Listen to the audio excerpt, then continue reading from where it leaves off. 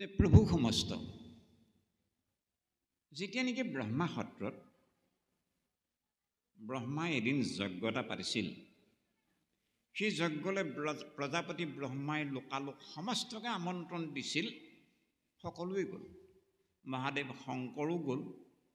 শংকৰে ব্ৰহ্মা বিষ্ণু মহেশ এই তিনিওজনৰ ভিন পৰ নাই। গতিকেলৈ ব্ৰহ্মাই যজ্ঞ এভাগ পাতিছে, মহাদেৱ শংকৰে বহু সময়ৰ আগতে গৈ আসনাধিষ্ঠ হৈ যথাৱৎ যজ্ঞৰ নীতি নিয়ম মৰ্মে বিৰাজমান হৈ আছে। এনেতে অলপ দেৰিকে প্ৰজাপতি দক্ষ ৰজাও "অ ৰাম সেহি বেলা দক্ষ নিপতিও তৈকে গৈলা", সেই বেলা মানে সেই যজ্ঞ চলি থকা অৱস্থাত, যজ্ঞ চলি থাকোঁতে যেতিয়া নেকি দক্ষ ৰজাগৈ উপনীত হ'ল ব্ৰহ্মাৰ যজ্ঞত, "অ গাঁৱে গাঁৱে প্ৰজা সবে ৰাজা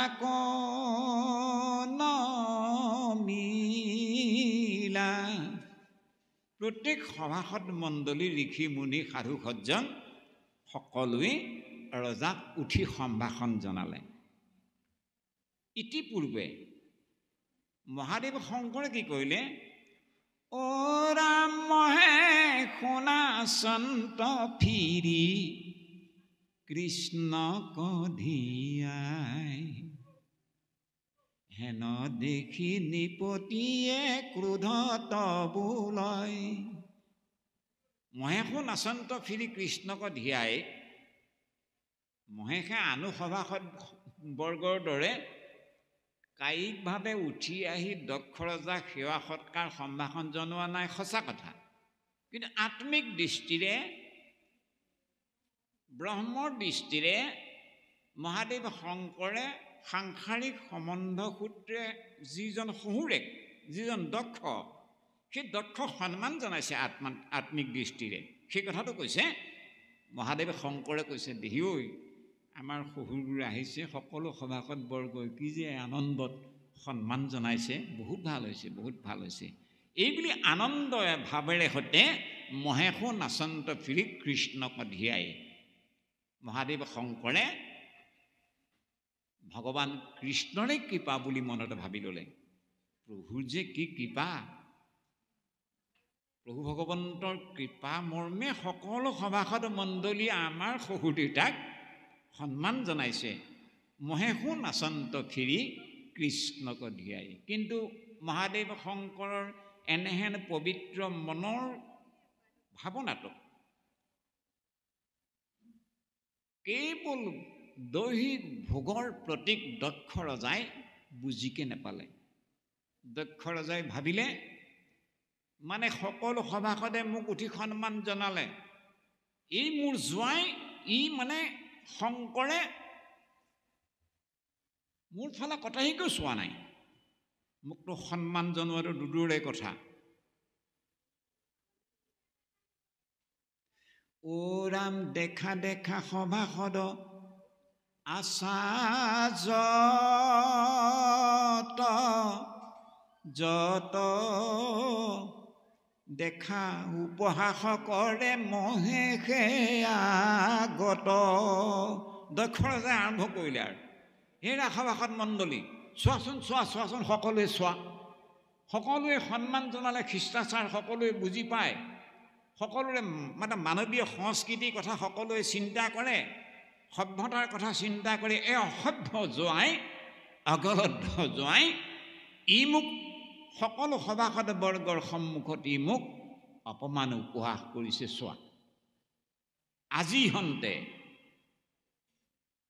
নন্দী ভিংগি সমে মহে সৰ, নপাই বেক যজ্ঞ ভাগ কহিলো বিস্তৰ, দিলে নহয় অভিশাপ।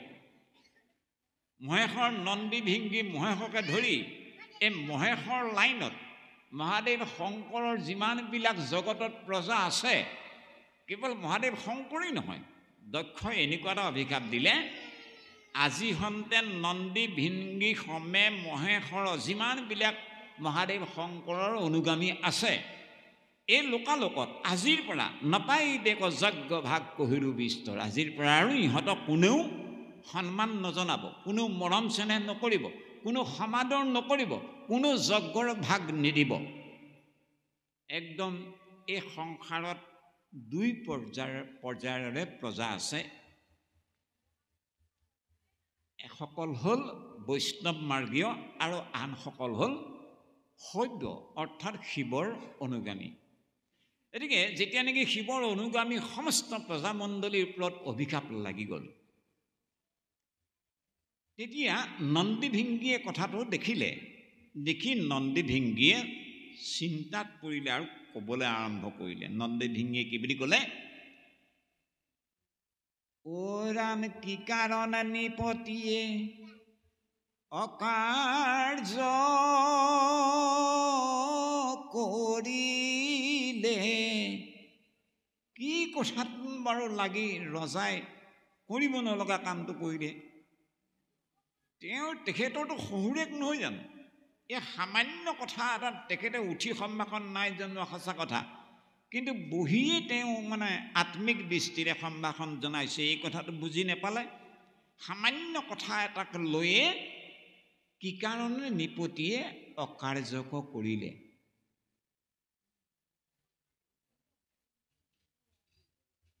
আমিও সুদাই নেৰো। আছা যেবে দক্ষ নিপতিৰ প্ৰজা ছয়, ও প্ৰবৃতি মাৰ্গত মাত্ৰ চলোক নিশ্চয়। এইবুলি নন্দীভিংগীয়ে দক্ষ ৰজাৰ অনুগামী এই সংসাৰত যিমানবিলাক প্ৰজা আছে, সকলো প্ৰজা দক্ষ ৰজা যেনেকুৱা প্ৰজাও তেনেকুৱাই। গতিকেলে আছা যেবে দক্ষ নিপতিৰ প্ৰজা ছয়, দক্ষ ৰজাকে আদি কৰি সকলোৱে আজিৰ পৰা প্ৰভৃতি মাৰ্গতে লাগি থাকক। আৰু অৰ্থাৎ মহাদেৱ শংকৰ হ'ল নিবৃত্তি মাৰ্গৰ প্ৰতিমূৰ্তি। ঈশ্বৰ কৃষ্ণ ভগৱন্তৰ একান্ত ভকত, শ্ৰীৰামচন্দ্ৰৰ একান্ত সেৱক, ভগৱান কৃষ্ণৰ কিংকৰ। গতিকে মহাদেৱ শংকৰে কায় মনো বাক্যে মহাদেৱ শংকৰে কি কৰে? এই সম্পৰ্কত আমাৰ মহাদেৱ শংকৰৰ গুণ এভাগ আমাৰ বঢ়াৰপুৰ কৃপালু গুৰুজনে কি বুলি কৈছে মন কৰিব। অ ৰাম, যিটো ৰুদ্ৰ দেৱে পৰম লীলায়ে জগতকে সংহৰন্ত, ৰামৰ নামৰ তেহু হুয়া বৈশ্য, দিনে ৰাত্ৰি সুমৰন্ত।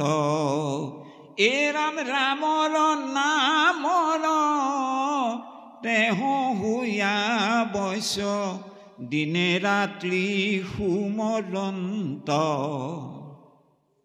আমি কি ভকতি কৰিছোঁ? মহাদেৱ শংকৰে কেনেকৈ ভকতি কৰিছে? মহাদেৱ শংকৰে কাৰ ভকতি কৰিছে? ৰামচন্দ্ৰ গোসাঁই, কৃষ্ণ গোসাঁইৰ ভকতি কৰিছে। কেনেকৈ কৰিছে? দিন নে ৰাতিয়ে? আমি কিবা তাৰণাত পৰি আঁতুৰত পৰিহে ভাগত এভাগ গোৱালোঁ, নাম এষাৰ কৰিলোঁ, গোৱালোঁ। আমিতো অন্য সময়ত ৰাম নাম কৃষ্ণ নামৰ কথা আমি নাভাবোৱেই, পাহৰিয়ে যাওঁ। মহাদেৱ শংকৰে কিন্তু, যিজন মহাদেৱ শংকৰ কেনেকুৱা? যিটো ৰুদ্ৰদেৱে পৰম লীলায়ে এই জগতখনক সংহাৰ কৰিব পাৰিছিল, সেইজন কিমান মহান। ভগৱান কৃষ্ণই ব্ৰহ্মাৰূপে জগত সৃজন কৰাত প্ৰতিষ্ঠিত হ'ল, ভগৱান কৃষ্ণই বিষ্ণুৰূপে জগত পালন কৰাত প্ৰতিষ্ঠিত হ'ল, ভগৱান কৃষ্ণই ৰুদ্ৰৰূপে জগত সংহাৰ কৰা কামটো হাতত ল'লে। তেনেহেন জগত সংহাৰক মহাদেৱ শংকৰ ৰুদ্ৰ হোৱা স্বত্তেও ৰাম নামৰ, কৃষ্ণ নামৰ, ভগৱন্তৰ নামৰ সদায় মহাদেৱ শংকৰ অধীন। অৰ্থাৎ মহাদেৱ শংকৰ হ'ল নিবৃত্তি মাৰ্গৰ জ্বলন্ত মূৰ্তি। গতিকে যেতিয়া নেকি নন্দী ভিংগীয়ে অভিশাপ দিলে যে আশা যেবে দক্ষ নিপ তীৰ প্ৰজা ছয়, তোমালোকে নিবিতি পন্থৰ কথা, নিবিতি মাৰ্গৰ কথা, ভাগৱতৰ নিৰ্গুণ নিৰাকাৰ ভক্তিৰ কথা তোমালোকে বুজি নোপোৱা। গতিকে তোমালোকে বুজা কেৱল দৈহিক দৃষ্টিৰেহে সংসাৰখনক চিন্তা কৰা, আত্মিক দৃষ্টিৰে সংসাৰৰ ফালে চোৱাৰ স্বাভাৱিক স্বভাৱটো দক্ষ ৰজাৰ নাই আৰু প্ৰজাৰো নাই। আশা যেবে দক্ষ নিপ তীৰ প্ৰজা ছয়, প্ৰবৃতি পন্থত মাত্ৰ চলোক নিশ্চয়। প্ৰবৃতি মাৰ্গতে লাগি থাওক আৰু এইবুলি যেতিয়া নেকি আশা যেবে দক্ষ নিপ তীৰ প্ৰজা ছয় এই শব্দভাগত সোমাই পৰিল, মানে প্ৰজাপতি দক্ষৰ লগত যোৱা ঋষিমুনিসকল, ব্ৰাহ্মণসকল। অহেন দেখি বিপ্ৰগণ ক্ৰোধ মন ভৈৰা। দক্ষ নিপতিৰ লগত যোৱা ব্ৰাহ্মণ ঋষিমুনিসকল আছিলে নহয়। হিচাপ কৰি চালে, আশা যেবে দক্ষ নিপ তীৰ প্ৰজা ছয়, মানে আমিও সোমাই পৰিলোঁ অভিশাপৰ গণ্ডিত। হেন দেখি বিপ্ৰগণ ক্ৰোধ মন ভৈলা, ওহৰ ৰাজাৰ লগত কেনে আমাক সাপিলা।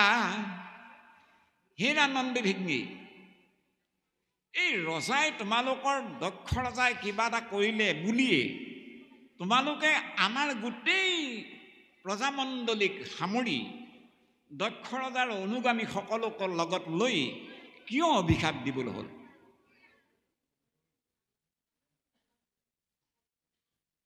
এইবুলি আশা যেবে চন্দ্ৰ সূৰ্য আদি নিৰন্তৰ দিবুহু সাপক আমি শুনিও সত্তৰ। হে চন্দ্ৰ সূৰ্য, তোমালোক সাক্ষী হোৱা, আমি কোনো দোষ কৰা নাছিলোঁ, ৰজাৰ লগত আহিছিলোঁহে। গতিকে জোঁৱাই শহুৰেকৰ মাজত হোৱা কিবা এটা অসন্তোষীৰ ফলশ্ৰুতিত আমাৰ বিনা দোষে আমাক যেতিয়া নেকি শিৱৰ গণে নন্দী ভিংগীয়ে আমাক শাপগ্ৰস্ত কৰিলে, শাপ দিলে, হে চন্দ্ৰ সূৰ্য তোমালোক দুয়ো সাক্ষী হোৱা। আজি হন্তি এই বিশ্ব ব্ৰহ্মাণ্ডত যাতে মহাদেৱ শংকৰৰ আদি কৰি সকলোৱে প্ৰবৃতি নিবৃতি নপাইবেক দুই পন্থ, দিলহু সাপক আমি হৌক অখণ্ড। এইবুলি দিলে নহয় বিপ্ৰসকলে প্ৰবৃতি মাৰ্গও নাপাওক, নিবৃতি মাৰ্গও নাপাওক। এইবুলি যেতিয়া সপাসপি কৰি গোটেই বিশ্ব ব্ৰহ্মাণ্ডৰ গোটেই পৃথিৱী মণ্ডলৰ প্ৰজাসকলৰ মাজত নিবৃতি ৰাস্তাটো নোহোৱা হ'ল, প্ৰবৃতি মাৰ্গটো নোপোৱা হ'ল, এতিয়া প্ৰজাৰ মানে মুকুতিৰ ৰাস্তাটো চিৰদিনৰ কাৰণে বন্ধ হৈ গ'ল নহয়। কি হ'ব এতিয়া? ইমান হৈছে, ইমান হুলস্থুল হৈছে।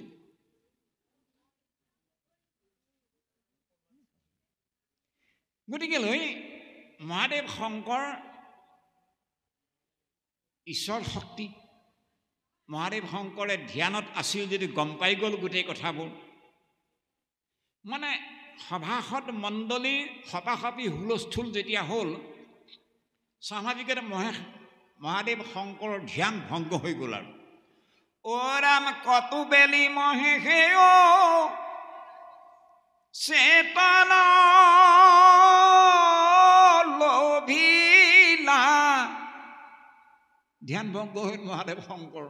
ইমান হুলস্থুলীয়াৰ মাজত যেনিবা আমি ভাগৱতৰ কথা কৈ আছোঁ, জানো বা নাজানো, যদি আপোনালোকে হুলস্থুল কৰি থাকে, চাহ তামোলৰ বঁটা ইফাল সিফাল দিয়া চূণ ধপাত আছে নে নাই, এই কথাবোৰত যদি লাগি থাকে, তেতিয়াহ'লে আমাৰো ধ্যান ভংগ হৈ যাব। আৰু আমি যে কৈ আছোঁ কিবা এটা, জানো বা নাজানো, হওক বা নহওক, এটা ধ্যান আছে কাৰণে কৈ আছোঁ, নহ'লেতো নোৱাৰি ক'ব।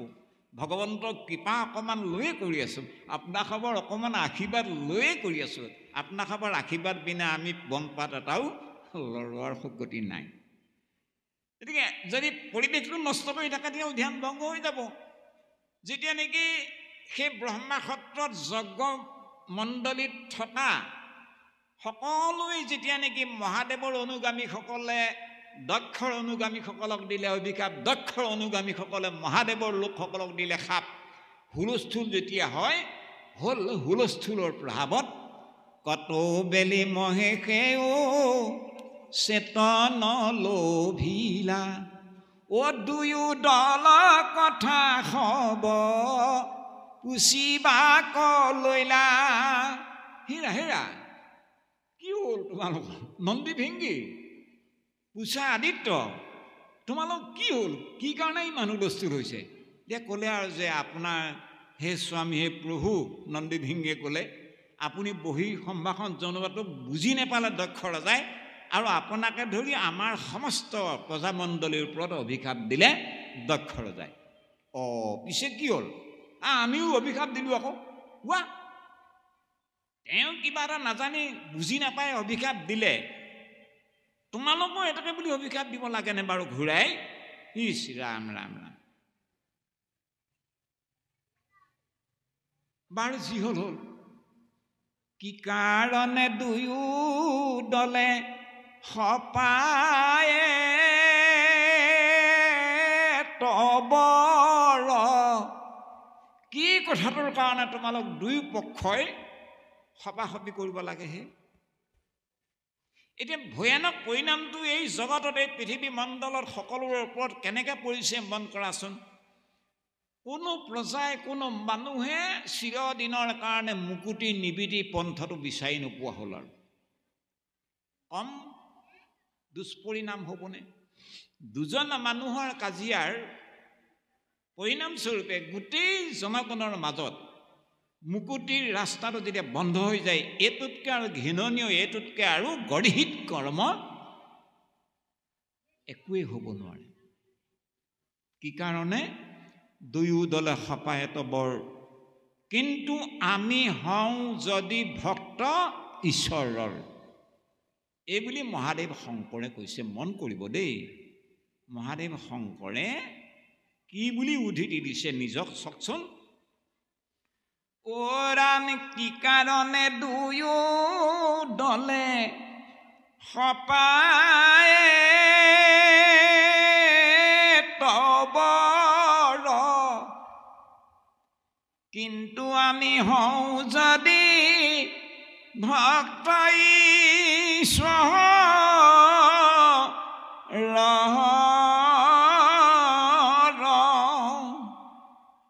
মই যদি সঁচা অৰ্থত ঈশ্বৰৰ একান্ত সেৱক হওঁ, মই যদি ভগৱান কৃষ্ণৰ শ্ৰীৰামচন্দ্ৰৰ সেৱক হওঁ, মই যদি ৰামচন্দ্ৰ গোসাঁই, কৃষ্ণ গোসাঁইৰ যদি মই ভকত হওঁ, কিন্তু আমি হওঁ যদি ভক্ত ঈশ্বৰৰ, তেতিয়াহ'লে মই কওঁ শুনক।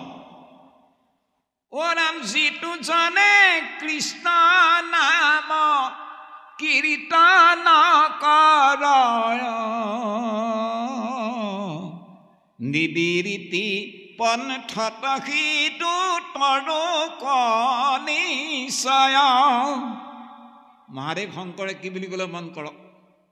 যিসকল মানুহে আজিৰ পৰা এতিয়ালৈকে যি শাপগ্ৰস্ত হৈ আছে, কিন্তু এতিয়াৰ পৰা যিসকল মানুহে, যিসকল লোকে আই বাপে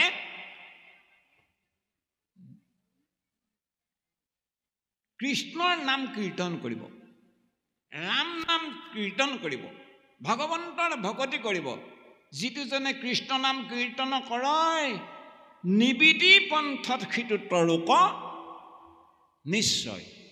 এই বুলি কথমটি মহাদেৱ শংকৰে এই অভিশপ্ত নঙলাকিডাল, এডাল নগলা নিবিতি মাৰ্গৰ জপনাখন খুলি দিলে কাৰণে আজি আমি যুগ যুগান্তৰে জন্মে জন্মান্তৰে নিবিড়ি পন্থৰ সেৱা ধৰি, নিবিড়ি পন্থৰ সেব্য পুৰুষ মাত্ৰ ভগৱান কৃষ্ণ ৰামচন্দ্ৰ গোসাঁইৰ সেৱা ধৰি আমি সংসাৰ তৰাৰ সুবিধাকণ কথন্তি পাই গ'লোঁ। আৰু বছ ইমানতে আৰু সেই ব্ৰহ্মা সত্ৰৰ যজ্ঞ শেষ হ'ল। আৰু আছে আৰু মহাদেৱ শংকৰ আছে। আৰু সদা সৰ্বদাই ৰামচন্দ্ৰ গোসাঁইক জপ কৰি থাকে, ধ্যান কৰি থাকে, কৃষ্ণ গোসাঁইক ধ্যান কৰি থাকে কৈলাশৰ শিখৰত বহি।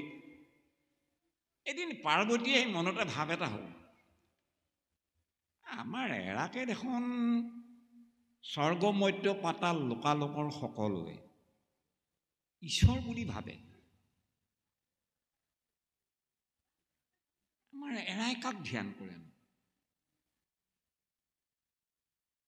মইতো আজিলৈকে ভাবি আছো আমাৰ স্বামী মহাদেৱ শংকৰেই জগতৰ গৰাকী বুলি, ঈশ্বৰ বুলি। যদি এৰাই জগতৰ গৰাকী, সকলো লোকালোকে এৰাকেই যেতিয়া নেকি ঈশ্বৰ জ্ঞান কৰে, এৰাই যে সদা সৰ্বদাই ধ্যান কৰি থাকে, কাক ধ্যান কৰে? মই আজি এই কথাটো মই স্বামীক সুধিব লাগিব। এইবুলি পাৰ্বতীয়ে এদিন ভক্তিভাৱে আৰু মহাদেৱ শংকৰৰ কাষত ৰৈ সুধিলে, আৰু স্বামী, আপোনাকেইতো লোকালোকে ঈশ্বৰ ভাৱনাৰে সেৱা ধৰে, আৰু ময়ো সেৱা কৰোঁ, ময়ো বুজো আপুনিয়েই গৰাকী বুলি। আপুনি যে সদায় ধ্যান কৰি থাকে, সেই স্বামী কাক ধ্যান কৰে? তেতিয়া মহাদেৱ শংকৰে বৰ আনন্দ পালে মনটোত দেখি, ঐ পাৰ্বতীয়ে আজি মোক ৰামচন্দ্ৰ, মোক ঈশ্বৰৰ কথা ক'বলৈ সুযোগটো দিছে। এইবুলি মহাদেৱ শংকৰে নিচিককৈ হাঁহিটো মাৰি, পাৰ্বতী, মইতো জগতৰ গৰাকী নহয়। কোন? জগতৰ গৰাকী ৰামচন্দ্ৰ গোসাঁইহে।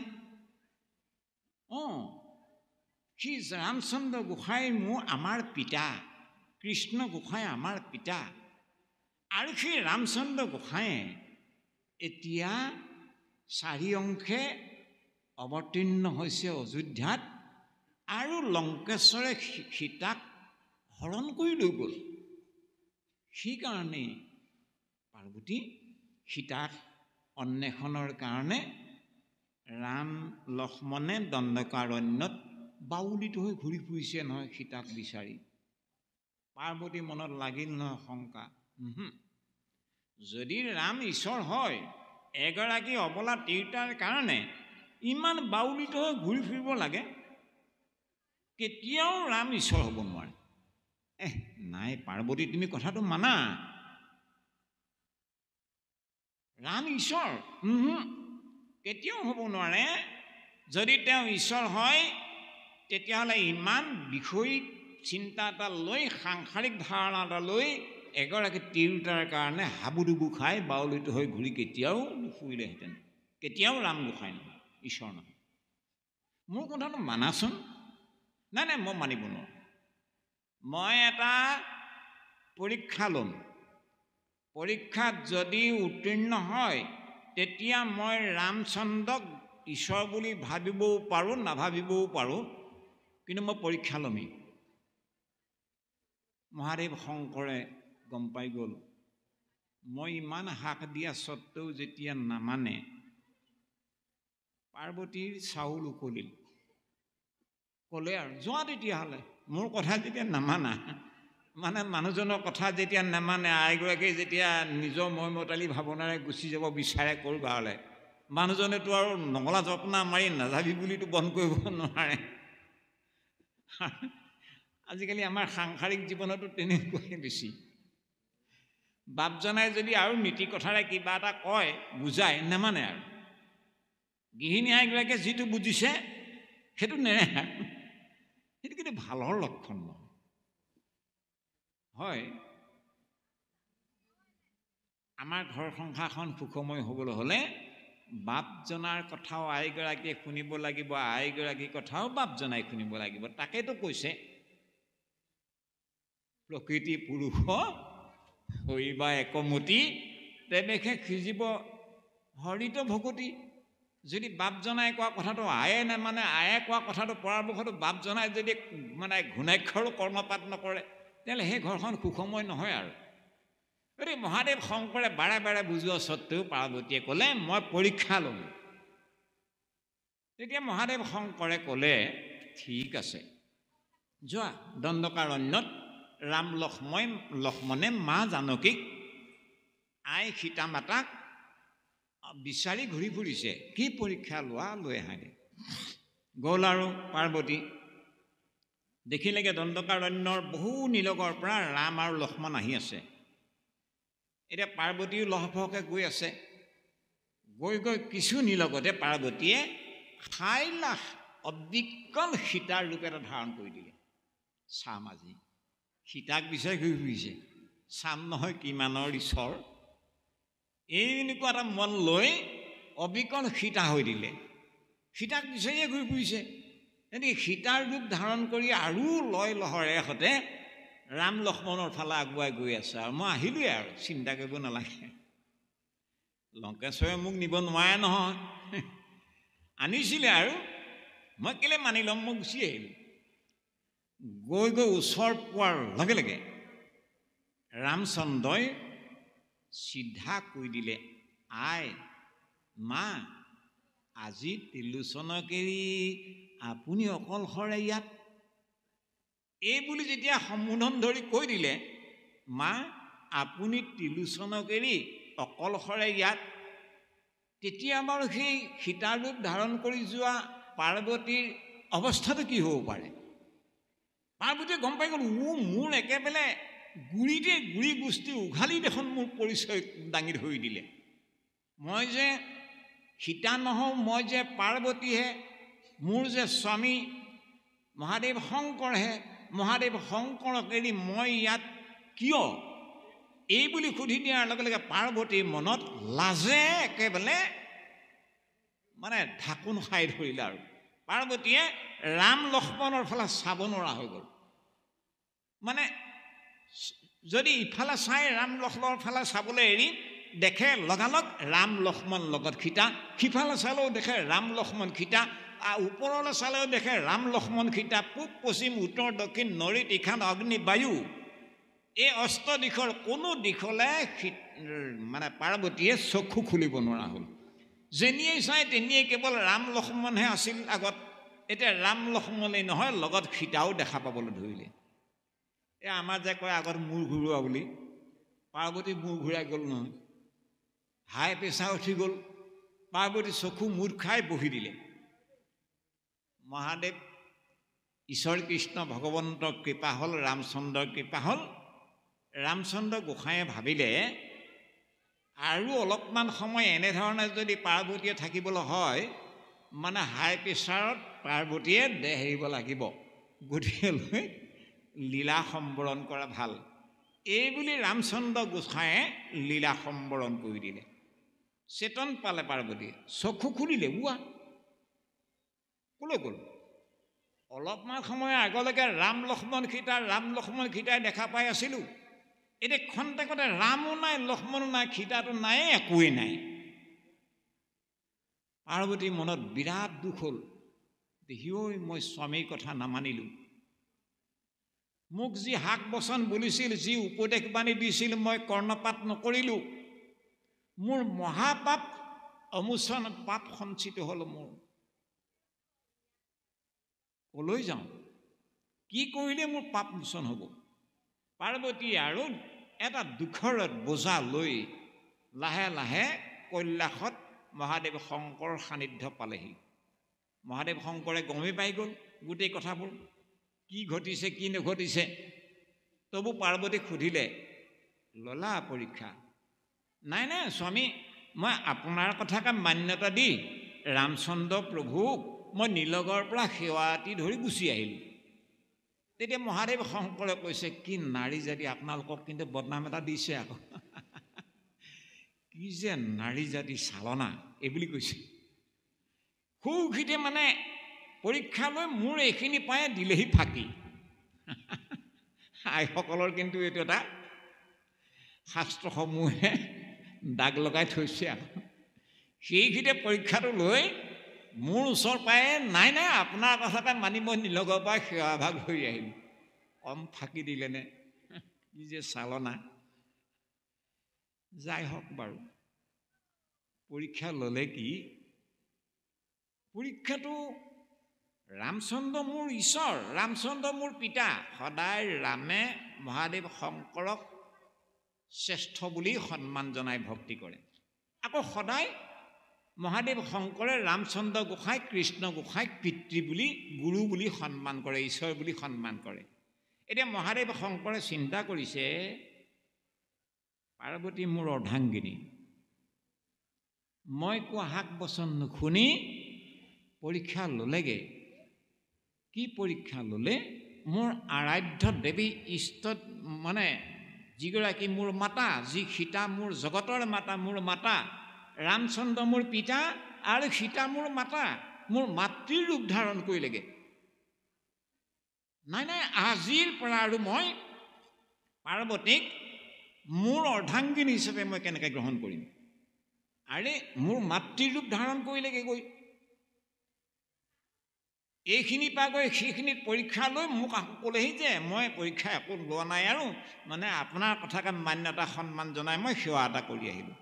ইমান ভাণ্ডৱ কৰিব পাৰে, ইমান গৰ্হিত কাম কৰিব পাৰে, যিগৰাকী মোৰ মাতা মাতাৰ ৰূপ ধাৰণ কৰি পৰম পিতা ৰামচন্দ্ৰৰ ওচৰলৈ আগবাঢ়ি গ'ল। নাই নাই, মই আজিৰ পৰা আৰু মই পাৰ্বতীক মোৰ অৰ্ধাংগিনী হিচাপে ঠাই দিব নোৱাৰোঁ, মানে ডাইভৰ্চ দি দিলে আৰু। সেইদিনাৰ পৰাই মহাদেৱ শংকৰে পাৰ্বতীক ভালকৈ নাচায়ো, আগৰ দৰে হেৰা অমুকটো অনা তমুকটো অনা এইবোৰ একো নকয়ো, আছোঁ আৰু থাক, ক'বলৈ যাগে বুলিও কোৱা নাই, আহ বুলিও নকয়। আগৰ দৰে চাল চলন মহাদেৱ শংকৰে পাৰ্বতীৰ লগত একো নকৰা হ'ল, মানে ডাইভৰ্চ হৈ গ'ল যে। গতিকে লৈ পাৰ্বতীয়ে কিন্তু গোটেই কেছটো বুজি পাই গ'ল। হৰি হৰি, মই ইমান গৰ্হিত এটা কাম কৰি আহিলোঁ, মই প্ৰকৃততে জীয়াই থকাৰে মোৰ যোগ্যতা নাই, মই এইজন ত্ৰিলোচন মহাদেৱ শংকৰৰ মই গৃহিণী হোৱাৰ যোগ্যতা মোৰ নাই, মই জীয়াই নথকা ভাল আৰু। মৰো বুলিতো মৰিব নোৱাৰে। সদাসমতে পাৰ্বতীৰ মনত এটাই দুখ, মই জীয়াই নথকাই ভাল। মই এনেকুৱা বেয়া কাম কৰিলোঁ যাৰ কাৰণে নেকি মোৰ স্বামীয়ে মোক অৰ্ধাংগিনী হিচাপে যিমান মৰম চেনেহ কৰিছিল যুগ যুগান্তৰে, আজি হন্তে সেইদিন ধৰি মোক এষাৰ মাত বোলাৰ পৰাও মই বঞ্চিতা হ'ব লগা হ'লোঁ। ইয়াতকৈ আৰু পতিব্ৰতা নাৰীৰ দুখৰ কথা কি হ'ব পাৰে? মই জীয়াই নথকা ভাল। এই বুলি সুযোগ বুজি চাই আছে। যেতিয়া দক্ষ ৰজাই প্ৰতিশোধৰ ভাৱত আৱেগিক হৈ এটা যজ্ঞ পাতিলে, মহাদেৱ শংকৰক নামাতো। মহাদেৱ শংকৰে দেহিঐ মোৰ একমাত্ৰ কনিষ্ঠা কন্যাগৰাকী পাৰ্বতীক মই এইবোৰ কথা জনা হ'লে কেতিয়াও মই শংকৰলৈ বিয়া নিদিলোহেঁতেন। মই ইমান ফুল কোমলীয়া ছোৱালীজনী মই জীৱনটো নষ্ট কৰি দিলোঁ। নাই নাই, মই এই অপমানৰ প্ৰতিশোধ মই লৈহে এৰিম। মই এটা যজ্ঞ পাতোঁ, সকলো ঋষিমুনি সাধুসন্ত সকলোকে মাতিম, মই কেতিয়াও এই পাৰ্বতীক হৰক মই নিমন্ত্ৰণ নিদিওঁ। হৰক নামাতোৱে, মোৰ ছোৱালীকো নামাতোঁ, যা। এই বুলি মহাদেৱ শংকৰে আয়োজন কৰিলে যজ্ঞ। লোকালোকৰ সকলো গৈছে, দক্ষ ৰজাৰ আনো কন্যাসকল গৈছে পিতৃগৃহত, যজ্ঞ পাতিছে, বিভিন্ন ধৰণৰ সাজপাৰ পৰিধান কৰি বিভিন্ন আদব পৰিৱেশেৰে সৈতে গৈ আছে। পাৰ্বতীয়ে দেখিছে, পাৰ্বতীয়ে সুধিছে, কেলে তুমি নোযোৱা নেকি? যাব লাগে মই বাৰু। এইবুলি মহাদেৱ শংকৰক গৈ অৱগত কৰিলেগৈ, স্বামী পিতৃগৃহত যজ্ঞ পাতিছে, যাওঁচোন ব'লক। তেওঁ ক'লে যে আমাকতো মতা নাই, নিমন্ত্ৰণ দিয়া নাই। নাই স্বামী, গুৰুৰ গৃহত হওক পিতৃগৃহত হওক বিনা নিমন্ত্ৰণেও যাব পাৰে, তাৰ কোনো দোষ নাই। আমাৰ পিতৃ যিহেতু দক্ষ ৰজা, গতিকে আমি যাব পাৰোঁ। নাই সতী চোৱা, এইটো কোনো শুদ্ধ ভাৱনাৰ যজ্ঞ পতা নাই। এই যজ্ঞটো কেৱল মোক অপমান দিবৰ কাৰণে এটা প্ৰতিশোধৰ ভাৱ লৈ পতাৰ যজ্ঞ, য'লৈ আমাক নিমন্ত্ৰণ নাই দিয়া। গতিকে বিনা নিমন্ত্ৰণত আমি যোৱাটো একেবাৰে অযোগ্য। নাই স্বামী, কোনো অপৰাধ নহয়, আমি যাব লাগে। কথোপকথন হৈ আছে।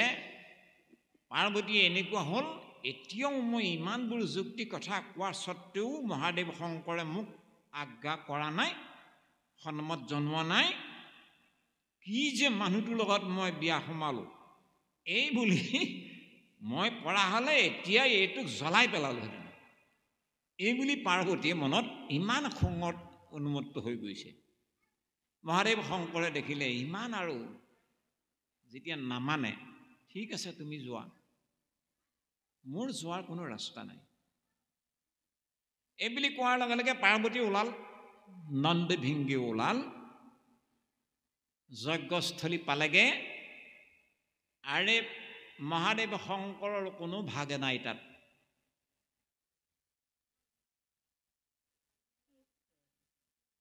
গতিকেলৈ মোৰ স্বামী গুৰুৰ যেতিয়া নেকি ইয়াত থান নাই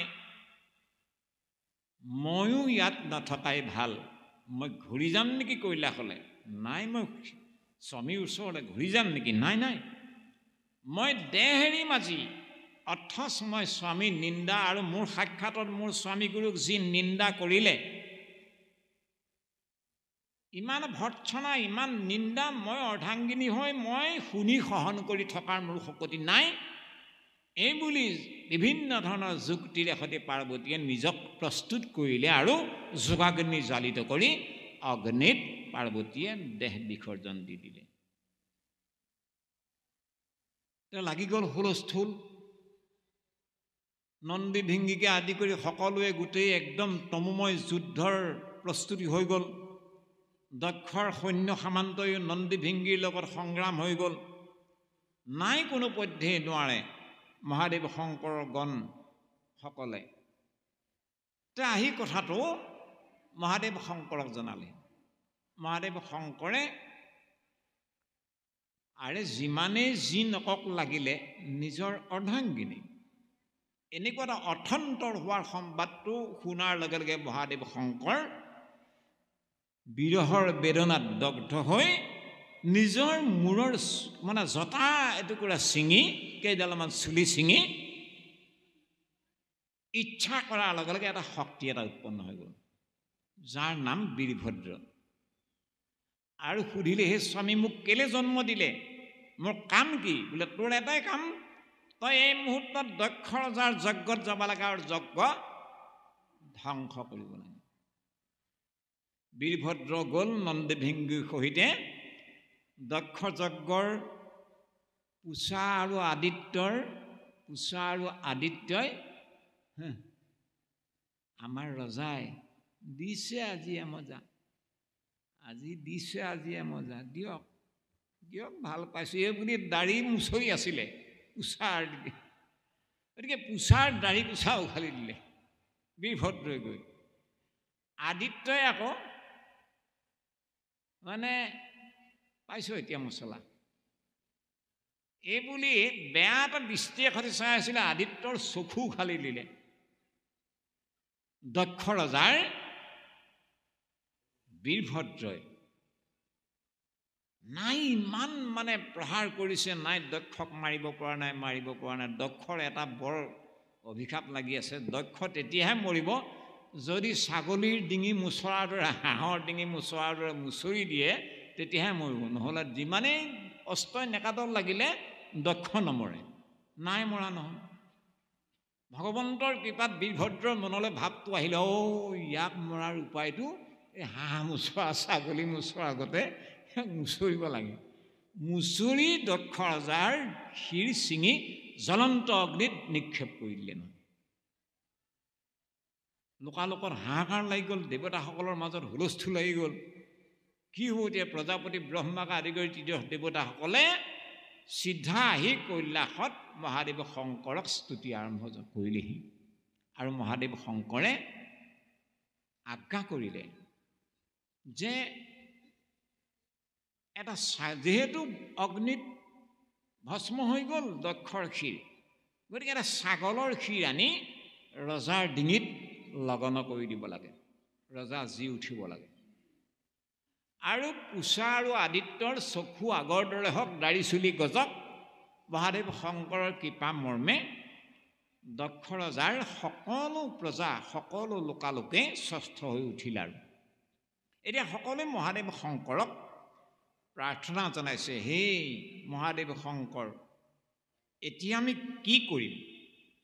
আমি যে ইমান গঢ়িত এটা কাম কৰিলোঁ, যাৰ পৰিণামস্বৰূপে তোমাক আমি সন্মান নজনোৱাৰ কাৰণে, যজ্ঞৰ ভাগ তোমালৈ নৰখাৰ কাৰণে, তুমি এনেহেন এজন লোক, তুমি জগতৰ গৰাকী, তোমাৰহেন এজন লোকৰ কাৰণে আমি অকণমান সন্মান ভক্তি আগ নবঢ়োৱাৰ কাৰণে আমাৰ মহাপাপ হ'ল। সিমানেই নহয়, আমাৰ ৰজাই তোমাক গালি পাৰিলে, যি স্বামী নিন্দা সহন কৰিব নোৱাৰি, দক্ষ ৰজাৰ একমাত্ৰ কনিষ্ঠা কন্যা, যিগৰাকী মহাসতী, সতী হৈ নিজৰ দেহ এৰিব লগা হ'ল। তোমাক কৰা নিন্দাৰ কাৰণে সতীয়ে দেহ ত্যাগ কৰি দিলে। সেইকাৰণে আমি এই মহাপাপৰ পৰা পৰিত্ৰাণ কেনেকৈ পাম? আমি জীৱিত হৈ উঠিলোঁ, সঁচা কথা। আমাৰ এই অমোচন পাপ সদায় আমাক থাকি যাবনে নে নাই? আমি পাপৰ পৰা পৰিত্ৰাণ পোৱাৰ কিবা আমাক উপায় হ'ব? তেতিয়া মহাদেৱ শংকৰে এইটো কথা কোৱা নাই, ঠিক আছে আকৌ যজ্ঞ পাতা, এইবুলি নাই কোৱা। আকৌ যজ্ঞ পাতিবলৈ কৈছে, এটা কিন্তু বিশেষ তাত মানে কথা দৰ্শাইছে। কি বুলি কৈছে? পদে আমাক কি বুলি ক'লে? হে দক্ষ ৰাজন, এভাগ যজ্ঞ পুনৰ কৰিবলৈ হওক, বৈষ্ণৱ যজ্ঞ, ভকতৰ যজ্ঞ, নামৰ যজ্ঞ। এই বৈষ্ণৱৰ ভকতৰ জৰিয়তেহে তোমালোকৰ অমোচন পাপ খণ্ডন হ'ব। এই বৈষ্ণৱ যজ্ঞৰ বাহিৰে, মহাভাগৱত ভকতৰ যজ্ঞৰ বাহিৰে তোমালোকে যিমানেই যি যজ্ঞই নাপাতা লাগিলে তোমালোকৰ পাপ কিন্তু কোনো কাৰণত কেতিয়াও মোচন নহ'ব। এইবুলি মহাদেৱ শংকৰৰ অনুমোদন সাপেক্ষে পৰামৰ্শ মৰ্মে দক্ষ ৰজাকে আদি কৰি সকলোৱে সকলো ভকত বৈষ্ণৱক উদ্দেশ্যি এটা যজ্ঞ পাতিল। সেই যজ্ঞটোৰ নাম বৈষ্ণৱ যজ্ঞ। আৰু সেই যজ্ঞৰ যিহেতু বৈষ্ণৱ নিবিতি মাৰ্গত বৈষ্ণৱ যজ্ঞ হ'ল, বিষ্ণুৰ যজ্ঞ হ'ল, সেইকাৰণে ভগৱান বিষ্ণু আৱিৰ্ভাৱ হ'ল বৈষ্ণৱ যজ্ঞৰে। সকলো লোকালোকে ব্ৰহ্মা, মহাদেৱ, শংকৰ, ইন্দ্ৰ, চন্দ্ৰ, সূৰ্য, কুবেৰ, বায়ু আদি, বৰুণ আদি সকলোৱে ভগৱান বিষ্ণুক স্তুতি নিবেদন কৰিছে। আৰু যজ্ঞৰ অগ্ৰভাগ একেবাৰে বিষ্ণুক অৰ্পণা কৰাৰ সিদ্ধান্ত হ'ল, বিষ্ণুত অৰ্পণ কৰিছে। এই কাহিনীভাগে আমি এই কথাখিনিকে আমি জ্ঞান হিচাপে বা পাৰমাৰ্থিক দিশ হিচাপে বা আধ্যাত্মিক তত্ত্ব হিচাপে আমি ল'ব পাৰোঁ। আমাক এই যে বৈষ্ণৱ যজ্ঞ পাতিবলৈ উপদেশ দিলে মহাদেৱ শংকৰে, তেতিয়াহ'লে মহাদেৱ শংকৰে এইটোতো কোৱা নাই মোক আগত বাৰ যজ্ঞ পাতি মোক ভাগ নিদিলা নাই, এতিয়া পাতা মোক দিবা, এইটো নাই কোৱা। মহাদেৱ শংকৰে কৈছে এভাগ যজ্ঞ পাতা বৈষ্ণৱ যজ্ঞ, আৰু যি বৈষ্ণৱ যজ্ঞত প্ৰসন্ন হ'ব মহাবিষ্ণু হৰি, সেই মহাবিষ্ণু হৰি প্ৰসন্ন হ'লে আমি প্ৰসন্ন হ'ম। আমি এই জ্ঞানটো আমি ল'ব লগা আছে। মহাদেৱ শংকৰে দিয়া উপদেশ মৰ্মে পতা বৈষ্ণৱ যজ্ঞৰ জৰিয়তে বিষ্ণুক উপাসনা কৰা তাৎপৰ্যটো আমাক দিছে ভাগৱত গ্ৰন্থৰ বৰ্তমান পদে। আমি কোনো কাৰণত কেতিয়াও আনক নভজি যদি আমি ঈশ্বৰ কৃষ্ণ ভগৱন্তক ভজোঁ, তেতিয়াহ'লে অ ৰাম যেন জল দান দিলে বৃক্ষ মূলত হুৱয়তি পিতি ডাল পুষ্প আদি ফল। যদি গছজোপাৰ গুৰিত পানী দিয়া যায়, ডাল পাত ফুল সকলোৱেই মানে পুষ্ট হৈ যাব, সকলোৱেই ৰস পাব। মূলত নেদয় যদি শিলছে ডালে পাতে, অনুহি গাতি পিতি জানা তাৰয়ে কুকালে। যদি ঈশ্বৰ কৃষ্ণ ভগৱন্তত বিষ্ণুত অৰ্পণা কৰা যদি নাযায়, ঈশ্বৰত যদি অৰ্পণা কৰা নাযায়, তেতিয়াহ'লে আমি যিমানেই আচুতীয়াকৈ ইন্দ্ৰ, চন্দ্ৰ, সূৰ্য, কুবেৰ, বায়ু, বৰুণ, মহাদেৱ, শংকৰ বা কালীভদ্ৰা দুৰ্গাক আমি যিমানেই প্ৰসন্ন নকৰোঁ লাগিলে আমাৰ কিন্তু কাৰ্য সিদ্ধি নহ'বই। এই পাৰমাৰ্থিক দিশটো আমাক এই যজ্ঞৰ বৰ্ণনাই আমাক প্ৰদান কৰে। আৰু এটা উদাহৰণ দিছে কিয় আমি ঈশ্বৰক ভক্তি কৰিব লাগে আনক নকৰি। অ ৰাম প্ৰাণৰ ভোকত ক্ষুধা তুৰ নৰে যাৱে বস্ত্ৰ অলংকাৰ পুষ্প চন্দন পিন্ধাৱে এ ৰাম ত্ৰিপেটি নাহিকে জানাই একো ইন্দ্ৰিয়ৰ প্ৰাণ তুষ্ট ভৈলে তুষ্ট হুৱে নিৰন্তৰ যেন ক্ষুধা তুৰৰ নৰে। এজনে মানুহ অত্যন্ত ভোক লাগিছে, তে গৃহলৈ আহিল, পথাৰৰ কাম সামৰি খুব ভোক লাগিছে। আই ক'লে আৰু যে মই আহিলোঁ পাই পথাৰৰ পৰা, বোলে গাটো ধুই আহক। গা পা ধুই আহিলে ভাত হ'লনে? কানি কাপোৰ পিন্ধকচোন। পিন্ধিলে বাৰু। হেৰি নহয় কিমান দেৰি আছে? নহয় তাতে সুগন্ধি তেল আছে ঘঁহকচোন। আৰে অন্ন দিয়া নাই, কেৱল মাত্ৰ দৈহিক পিন্ধা উৰুৱা ঘঁহা এইবোৰতে লাগি আছে। এইবোৰত লাগি থকাতে দিন পাৰ কৰি দিছেগৈ, অথচ খাবলৈ দিয়া নাই। বস্ত্ৰ অলংকাৰ পুষ্প চন্দন যিমানে নিপিন্ধক লাগিলে, তথাপি টিপিটি নাই একো ইন্দ্ৰিয়ৰ। ইন্দ্ৰিয়বিলাকৰ কেতিয়াও টিপিটি নহয়। তেতিয়ালৈকে প্ৰাণ তুষ্ট যেতিয়া হ'ব, প্ৰাণত তুষ্ট ভৈলে তুষ্ট হুৱে নিৰন্তৰ। সেইমতে কৃষ্ণ পূজয় যিটোজন সমস্ত দেৱৰ পূজা হুৱে সিটোজন। আমি যিমান পৰিমাণে ভগৱান কৃষ্ণৰ পূজাত আমি গুৰুত্ব দিম, ভগৱান ভক্তিৰ কাৰণে আমি আগ্ৰহী হ'ম, সিমান পৰিমাণে আপুনি আনো দেৱ দেৱতাবিলাক নিজেই প্ৰসন্ন হৈ যায়।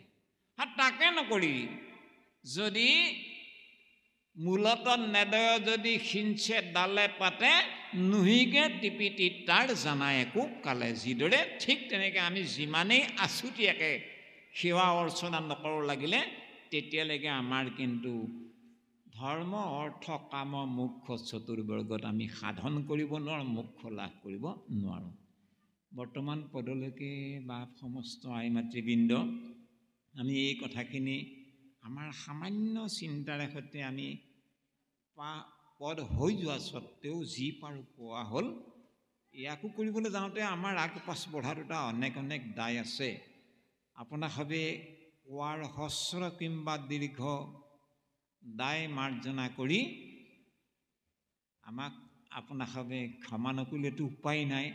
গতিকে আপোনাসৱৰ ক্ষমা আৰু দয়াৰ প্ৰাৰ্থী হৈ পুনৰ আমি পাঠাচাৰ্য প্ৰভুবৃন্দক পাঠ আগবঢ়াবৰ কাৰণে সেৱা ধৰা হৈছে। কৃষ্ণ